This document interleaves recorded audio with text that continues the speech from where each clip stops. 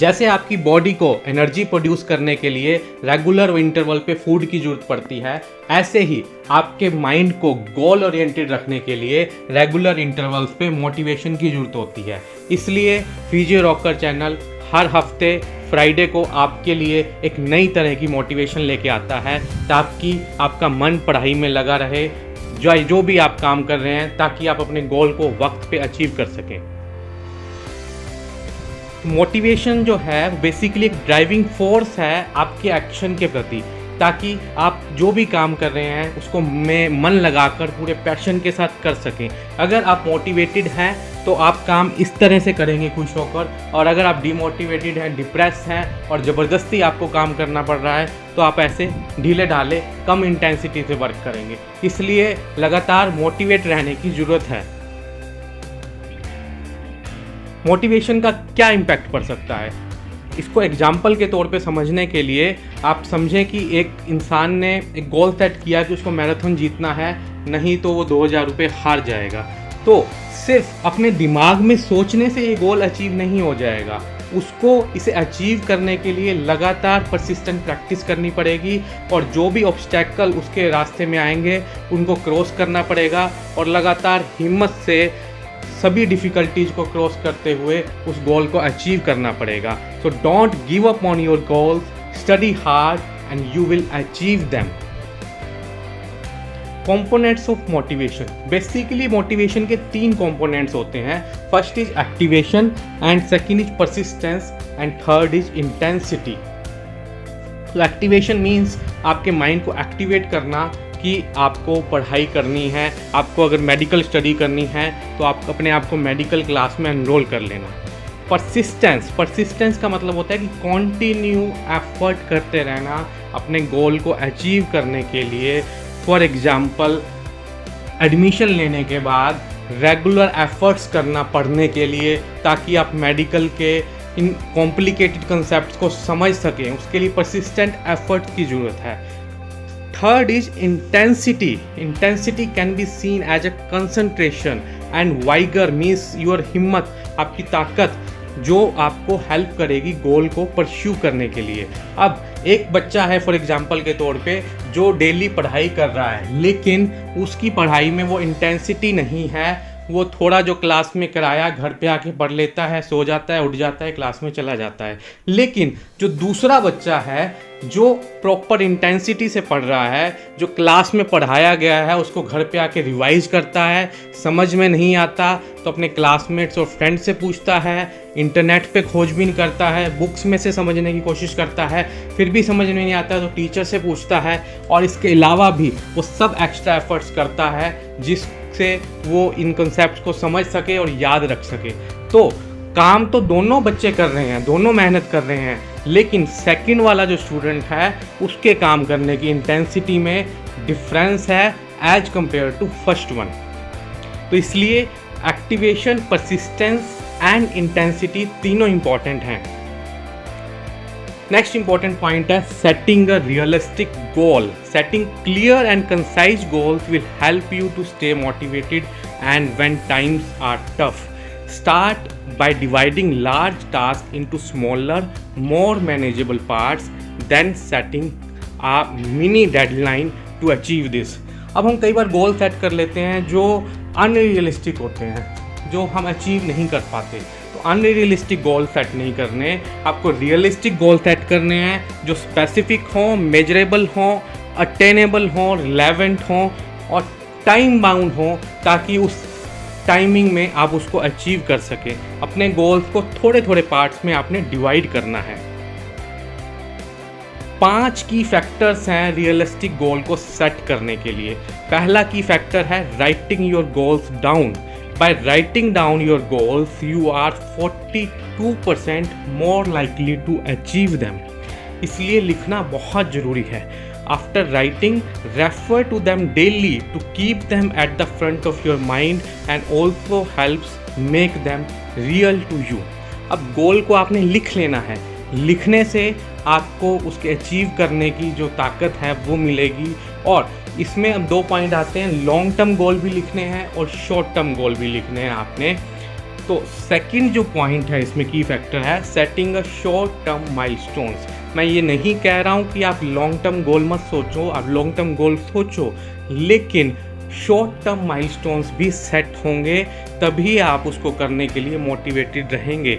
अब for example आपने ये सोचा कि मैंने डॉक्टर बनना है और बड़ा होके कहीं फ़ॉरेन जाना है या बहुत बड़ा डॉक्टर बनना है, पहले मैं यूजी करूँगा फिर पीजी करूँगा और उसके बाद बनूँगा। तो एक बहुत लॉन्ग टर्म गोल है, ठीक है। अब इस लॉन्ग टर्म गोल को अचीव करने के लिए आपको शॉर्ट स्पेसिफिक गोल्स भी सेट करने पड़ेंगे। अब ये लॉन्ग टर्म गोल में क्या दिक्कत आती है, आपका ये बहुत लंबा गोल है तो आप रोज़ सोचेंगे कोई बात नहीं, कल कर लूँगा, परसों कर लूँगा, क्या जल्दी पड़ी है, डॉक्टर तो 8 साल में 10 साल में जाके बनना है।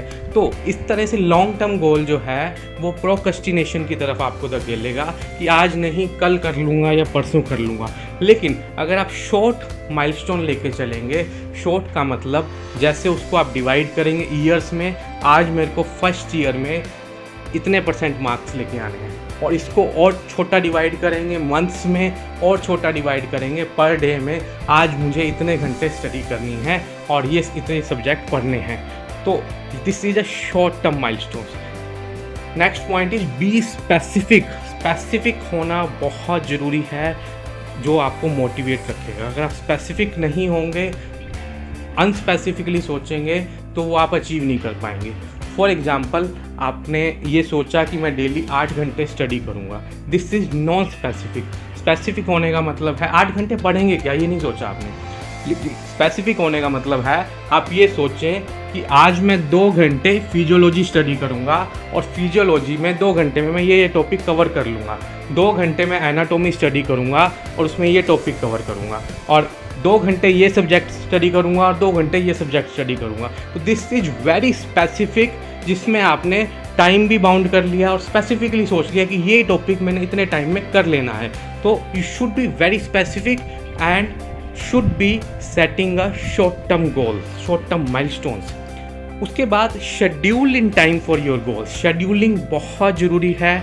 अगर आप अनऑर्गेनाइज रहेंगे, शेड्यूल नहीं करेंगे, तो टाइम कब दिन शुरू हुआ और कब ख़त्म हुआ आपको पता ही नहीं चलेगा। तो शेड्यूल करना बहुत ज़रूरी है कि मुझे 8 से 9 ये करना है, 9 से 11 ये करना है, 12 से 1 ये करना है। इस तरह से अगर आप अपने टाइम को शेड्यूल कर लेंगे, ऑर्गेनाइज कर लेंगे, तो आप उसका पूरा यूटिलाइजेशन कर सकेंगे। नेक्स्ट पॉइंट है set goals you actually want to achieve. ये बहुत इंपॉर्टेंट पॉइंट है।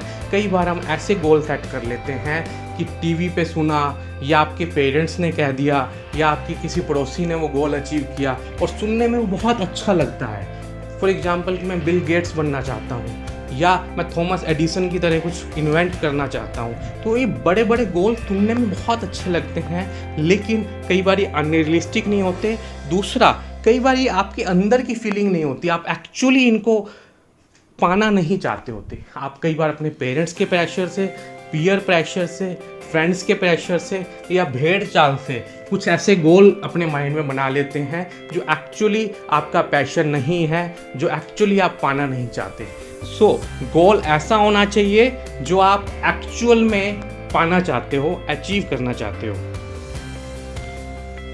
Reward your self. Next point is reward your self. ये बहुत इंपॉर्टेंट है। आप अपना जब भी शेड्यूल बनाएं, स्टडी प्लान बनाएं, तो उसको डिवाइड करें कुछ छोटे छोटे डूएबल चंक्स में, और जब एक चंक्स पूरा हो जाए तो अपने आप को रिवार्ड दें। फॉर एग्जाम्पल, जैसे मैंने आपको बताया कि आपने 8 घंटे डिसाइड किए कि मुझे स्टडी करनी है, उसके बाद उसको डिवाइड कर लिया 4 सब्जेक्ट्स में कि 2 घंटे मुझे फिजियो पढ़ना है, 2 घंटे एना पढ़ना है, 2 घंटे ये सब्जेक्ट, 2 घंटे ये सब्जेक्ट, ठीक है। तो उसको आपने डिवाइड कर लिया, ठीक है। अब 2 घंटे मान लो आपने फिजियोलॉजी पढ़नी थी और उस 2 घंटे में ये टॉपिक आपको कवर करना था और आपने वो टॉपिक कर लिया, आपको पूरा समझ में आ गया, तो उस 2 घंटे बाद आपको अपने आप को रिवार्ड देना है। What reward you have to give. अगर आपको कुछ खाने पीने की कोई चीज़ पसंद है तो आप वो खा सकते हो। अगर आपको खाने के अलावा कुछ और पसंद है, मान लो बाहर घूमने तो वैसे अभी आजकल नहीं जा सकते हो लॉकडाउन के कारण, तो अगर कुछ और पसंद है आपको, सैर करना, योगा करना, टीवी देखना, मूवीज़ देखना, मोबाइल पे वेब सीरीज़ देखना, तो वो देख सकते हो। या मोस्ट इम्पॉर्टेंटली, अगर आपको सोशल मीडिया पसंद है तो आप टिकटॉक चला सकते हो कुछ टाइम के लिए, फेसबुक चला सकते हो, इंस्टाग्राम चला सकते हो, या अपने फ्रेंड से बात कर सकते हो। तो इस तरह से छोटा आपने माइलस्टोन सेट किया, वो पूरा हुआ और ख़ुद को रिवार्ड दिया। उस रिवार्ड के बाद फिर से नेक्स्ट माइलस्टोन की तरफ बढ़ना है और फिर अपने आप को रिवार्ड देना है। इससे आपका मन लगा रहेगा, आपका कॉन्फिडेंस बढ़ेगा और आप छोटे छोटे माइलस्टोन अचीव करते चले जाएंगे। Next is think positively. Positive सोचना बहुत ज़रूरी है। हमेशा अपने माइंड को पॉजिटिव सोच की तरफ लगाएं, अपने माइंड में पॉजिटिव मैसेज देते रहें, पॉजिटिव मोटिवेशनल वीडियोज़ देखें, मूवीज़ देखें। और अगर किसी बात का आपको बुरा लगता है किसी आदमी की या आपके पेरेंट्स की या आपके फ्रेंड की, तो उसको इग्नोर कर दें, उसको ज़्यादा दिल के अंदर मत लेके जाएं। नेगेटिव फीलिंग्स को आप भूल जाएं जल्दी से, पॉजिटिव्स को याद रखें और हर नेगेटिव सिचुएशन में भी पॉजिटिव ही सोचने की कोशिश करें और अपने दिमाग में सक्सेसफुल आउटकम की ही थिंकिंग लाएं, इमेजिनेशन लाएं। एग्जाम्पल के तौर पे इस फोटो में हम देख रहे हैं कि एक जो नेगेटिव पर्सन है, एक बच्चे के फादर मर जाते हैं और वो सोचता है कि मैं बर्बाद हो गया और डिप्रेशन में जाना शुरू हो जाता है। और दूसरी तरफ एक ऐसा बच्चा है जो बहुत ऑप्टिमिस्टिक है और वो कहता है कि मैं जिम्मेदार हो गया और अब मैं अपनी ड्यूटीज़ को निभाऊंगा। तो ये जो सोच है कि हर नेगेटिविटी में भी, हर नेगेटिव सिचुएशन में भी पॉजिटिव सोचने वाली, ये बहुत ज़रूरी है। तो अपने माइंड को हमेशा पॉजिटिव बना के रखना बहुत ज़रूरी है। I will study and I will win. If you succeed once you can do it again. अगर आप एक बार अपने गोल को, छोटे माइलस्टोन को अचीव हो जाते हो तो आप बार बार उसको कर सकते हो। जैसे मैंने बताया, आपने एक छोटा सा माइलस्टोन रखा कि मैं डेली 8 घंटे पढ़ूंगा और एक दिन आप कामयाब हो गए 8 घंटे पढ़ने में, तो एक दिन अगर आप हो गए तो आगे भी आप हो सकते हो। बार बार आप उस काम को रिपीट कर सकते हो। और last but not least, revise with your friends और फेलो स्टूडेंट्स। ये बहुत इम्पोर्टेंट है कि आप हमेशा कोशिश करें अपने किसी 1, 2 या 4 दोस्तों के साथ मिलके पढ़ें, ठीक है? ताकि अगर आपका कोई दिन बैड जा रहा है, आपको किसी ने कुछ गलत कह दिया, आपके माइंड में नेगेटिविटी आ रही है, या आपने कोई ऐसी नेगेटिव मूवी देख ली, या कोई ऐसा नेगेटिव सोशल मीडिया पर मैसेज पढ़ लिया, या कोई ऐसी नेगेटिव न्यूज़ देख ली, आप उस दिन नहीं पढ़ पा रहे हैं, तो आपका जो दूसरा साथी है वो आपको मोटिवेट करेगा, एनकरेज करेगा आपको पढ़ने के लिए। और जिस दिन उसका नेगेटिव डे होगा तो आप उसको एनकरेज करेंगे। तो इसलिए together everyone can achieve more. तो इसलिए इकट्ठे किसी दोस्त के साथ मिलके पढ़ने से आपको बहुत बेनिफिट मिलेगा। दोस्त के साथ मिलके पढ़ने का ये मतलब नहीं है कि उसके घर पे जाके या उसके साथ बैठ के ही पढ़ना है। आजकल डिजिटल मीडिया के ज़माने में आप वीडियो कॉल कर सकते हैं, चैटिंग कर सकते हैं, किसी भी तरह से एक दूसरे से डेली बात कर सकते हैं और एक दूसरे की जो डेली की अकम्पलिशमेंट है वो कर सकते हैं। Next is take control. Start by deciding to take full responsibility for what you do. हमें अपने आप के ऊपर कंट्रोल रखना चाहिए और अगर कुछ गलत हुआ है या सही हुआ है तो उसकी जिम्मेदारी खुद लेना सीखें। परिस्थितियों को जिम्मेवार ठहराना बंद करें, कि एक्सक्यूज़ देना बंद करें कि ये हो गया था इसलिए मैं नहीं कर पाया, वो हो गया था इसलिए नहीं कर पाया। नहीं, आप खुद जिम्मेदार हैं, अगर आपने कुछ सही किया है तब भी और गलत किया है तब भी। तो